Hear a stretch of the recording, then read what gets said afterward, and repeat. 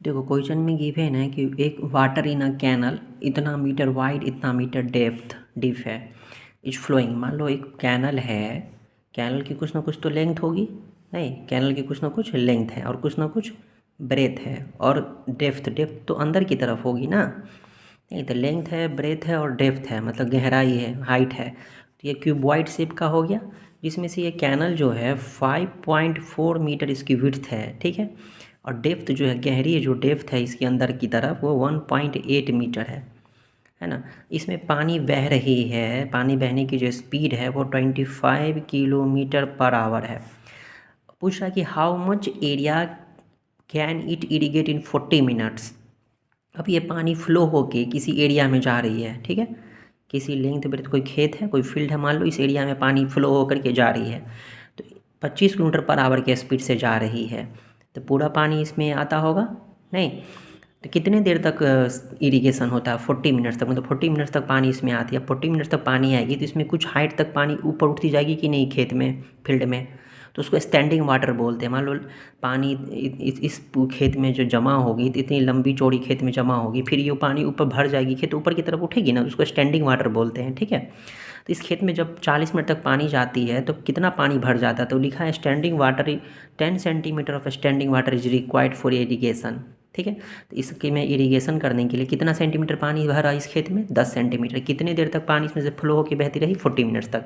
देखो 40 मिनट्स जब पास हो जाती होगी तो इसमें जितना पानी बह करके इसमें आ गया होगा नहीं। तो क्या पूछेगा इस फील्ड में कितना पानी है, हमको ना इस फील्ड, अगर इस फील्ड का पानी बताने की कोशिश करें हम, तो फील्ड में पानी कितना होगा? जितना इस फील्ड का वॉल्यूम होगा, जितना मतलब जितना इस फील्ड का लेंथ होगा, ब्रेथ होगा, और ये जितना ऊपर की तरफ उठेगी, मतलब हाइट के काम करेगी वो नहीं।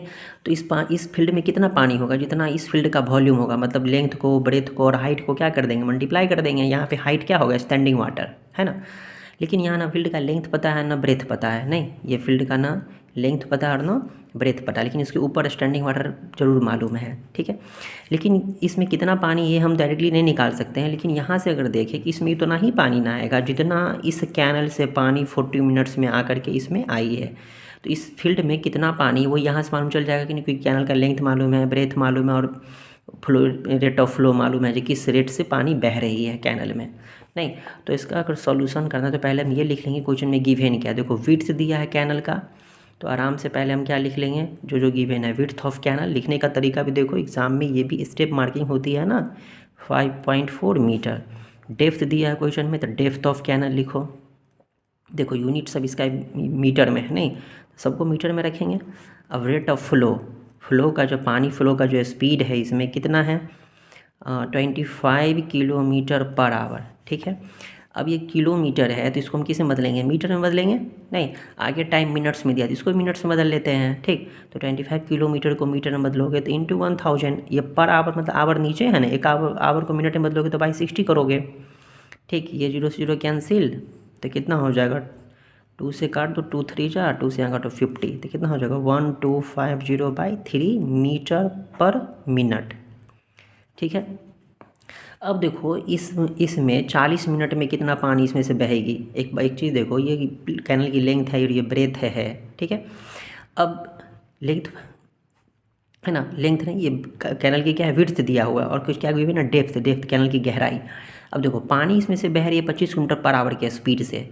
इसका मतलब एक आवर में 25 किलोमीटर के रेंज में जितना पानी रहेगा सब इसमें आ जाएगा कि नहीं? तो इसमें कितना पानी बहेगा, मतलब वॉल्यूम निकाल देंगे। तो ये किस शेप के अनुसार काम करना चाहिए, क्योंकि लेंथ है, ब्रेथ है और डेप्थ है, जो गहराई है, हाइट का काम करेगी।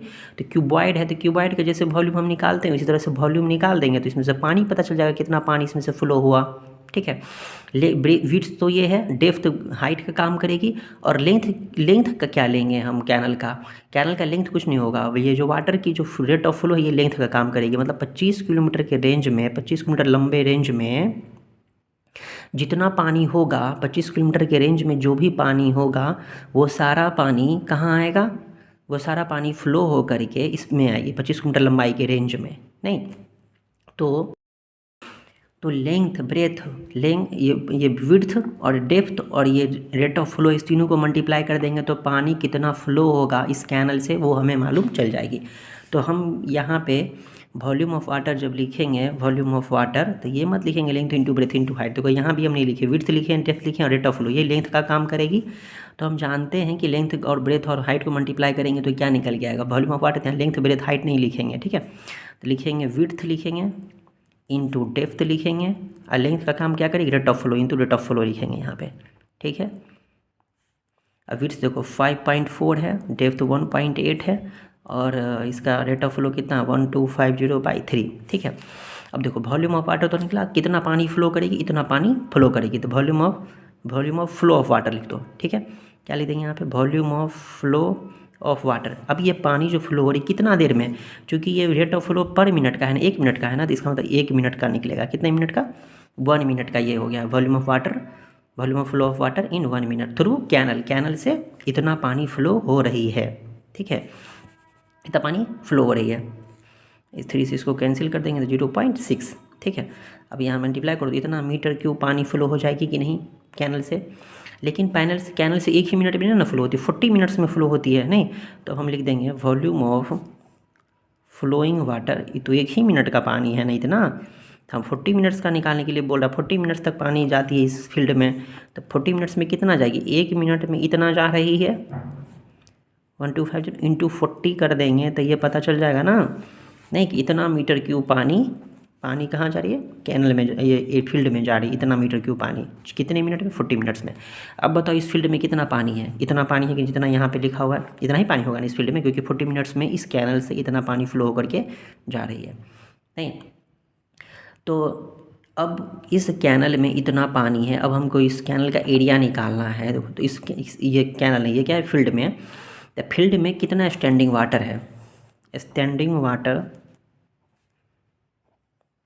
इन द फील्ड बराबर कितना दिया हुआ, 10 सेंटीमीटर। इसको मीटर में बदलोगे क्योंकि सब मीटर में है, तो 10/100, 0 0 कैंसिल, क्या बचेगा 1/10, मतलब 0.1 मीटर। क्लियर है। अब देखो यहाँ पे, अब इसमें कितना पानी है वो हमको वॉल्यूम मालूम चल गया है। अब अगर मान लो कि वॉल्यूम मालूम चल गया इतना मीटर क्यूब पानी है, नहीं इतना होगा, इतना मीटर क्यूब पानी इस फील्ड में। मल्टीप्लाई करना चाहो तो यहाँ कर सकते हो, नहीं भी करो तो कोई दिक्कत नहीं, इसे भी छोड़ सकते हो, लास्टली फाइनली जाके यहाँ लास्ट में कर सकते हो। अब यहाँ देखो कि वॉल्यूम मालूम चल गया, वैसे इस क्या फील्ड का वॉल्यूम निकालते तो क्या लिखते हैं, length into breadth into height. ये हाइट ये स्टैंडिंग वाटर का काम करेगा, कितना ऊंचा तक पानी भरा हुआ है, ठीक। और लेंथ नहीं मालूम है ना ब्रेथ मालूम, वॉल्यूम मालूम है। ये लेंथ इंटू ब्रेथ को हम क्या ले सकते हैं, एरिया इंटू हाइट। वॉल्यूम बराबर क्या ले सकते हैं, length into breadth into height, और लेंथ इंटू ब्रेथ को हम बोलते हैं एरिया। तो लेंथ इंटू ब्रेथ की जगह क्या लिख सकते हैं, एरिया इंटू हाइट। क्यों लिखें लेंथ इंटू ब्रेथ की जगह एरिया, क्योंकि हमसे ये क्वेश्चन में एरिया की डिमांड कर रहा है, हाउ मच एरिया, इस फील्ड का एरिया निकालने के लिए बोला। तो लेंथ ब्रेथ क्यों निकालेंगे अलग अलग, फिर एरिया निकालेंगे लेंथ ब्रेथ, ऐसे निकाल भी नहीं सकते लेंथ ब्रेथ अलग अलग।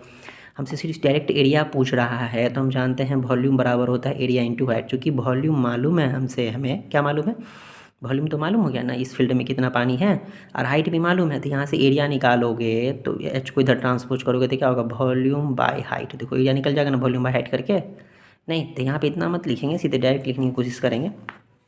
तो स्टैंडिंग वाटर कितना फील्ड में, समझ में आ गया। अब ये पानी फ्लो फील्ड में कितना पानी है, तो फील्ड में इतना ही पानी होगा ना, नहीं। देयरफॉर यहीं पे लिख देंगे, therefore amount of water in the field. अब फील्ड का बारे में बोल देंगे कि फील्ड में इतना पानी, कितना पानी, इतना ही पानी यहाँ भी होगा, यहाँ लिख देंगे इतना मीटर क्यूब पानी फील्ड में है, स्टैंडिंग वाटर फील्ड में इतना है। देयरफॉर क्या निकलेगा, area of the field, area of the field. तो फील्ड का एरिया, नहीं ऊपर में क्या लिखेंगे, क्या लिखा है, वॉल्यूम बाय हाइट। तो वॉल्यूम कितना, यहाँ पे वॉल्यूम मत लिखेंगे, डायरेक्ट ये लिख देंगे, ठीक है ना, क्योंकि यहाँ पे वर्ड हम नहीं यूज कर सकते लेंथ इस तरह से करके। तो यहाँ वॉल्यूम कितना है, 5.4 इंटू 0.6 इंटू 1250, ठीक है, इंटू 40 अब बाई 0.1, ठीक है। इसको सॉल्व कर दोगे। अब ये एरिया है ना, तो यहाँ पे जो इसको काट उठ करके जो यूनिट आएगा क्या चुमेगा, स्क्वायर मीटर में, मीटर स्क्वायर। इसको काट दो, जितना आएगा उतना स्क्वायर मीटर हो जाएगा, काटने की जरूरत ही नहीं पड़ेगी। 0.1 है, 1 है ना, तो 1 से क्या कटोगे, सबको मल्टीप्लाई कर दो, यहाँ लिख देना, डिसिमल अरेंज कर लोगे, ठीक है। तो ये हमारा एरिया निकल गया।